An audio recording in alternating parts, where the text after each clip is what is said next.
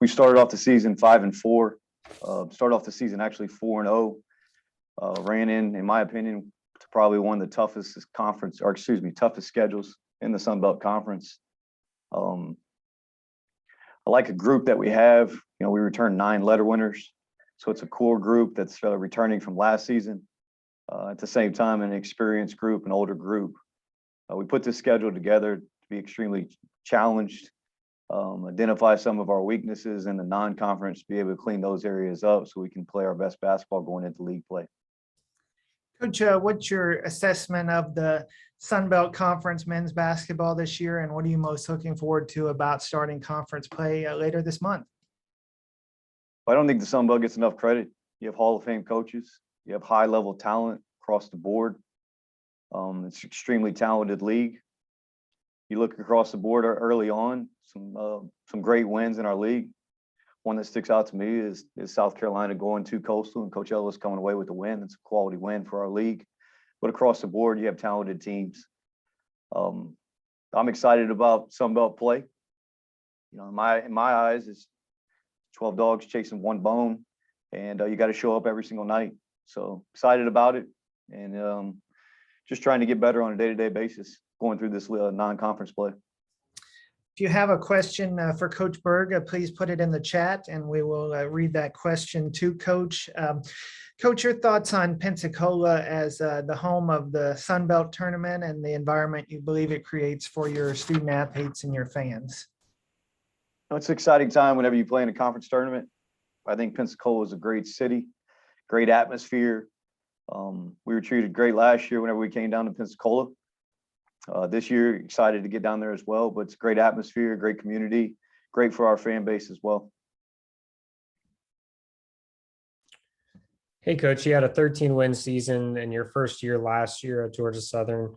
How have you built on that? You talked about having 9 guys back, I believe 3 starters returning from last year as well. So how have you built on that in non-conference? And then how does that lead your expectations heading into conference play?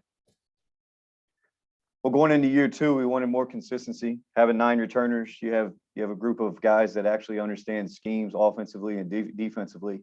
You also have a staff with a little bit more cohesiveness going into year 2. We're building on that just with consistency and practice. You look at our schedule, we're playing road games. We play 16 road games, 1 neutral, and we only have 13 home games.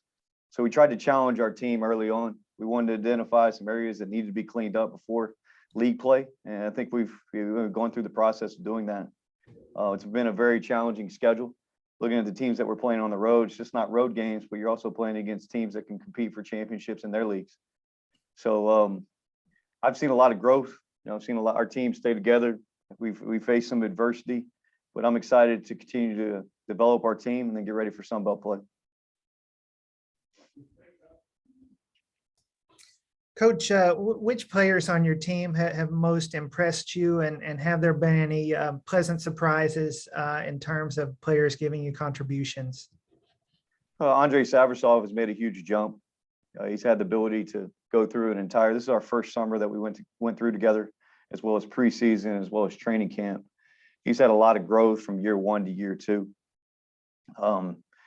Prince Toyambi is consistent with his rebounding habits. You look at Elijah McCadden as a 4th-year player, continuing to progress, asking a lot from him. The leadership also of Trey Cobbs and Grant Weatherford, their experience being a 6th-year and 7th-year guard in Division I basketball. So counting on their leadership as well.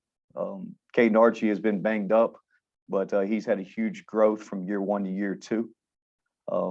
Just across the board, these 9 letter winners.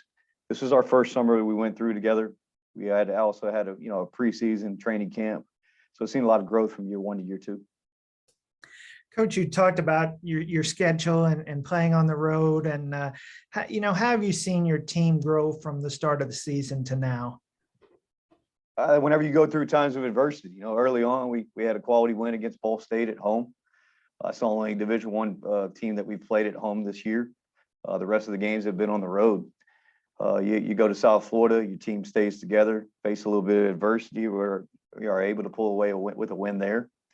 And then going through some adversity, playing, at Wofford, at Moorhead, and then most recently at Mercer.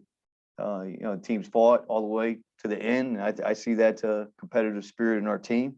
And I think that's going to carry over to Sunbelt play.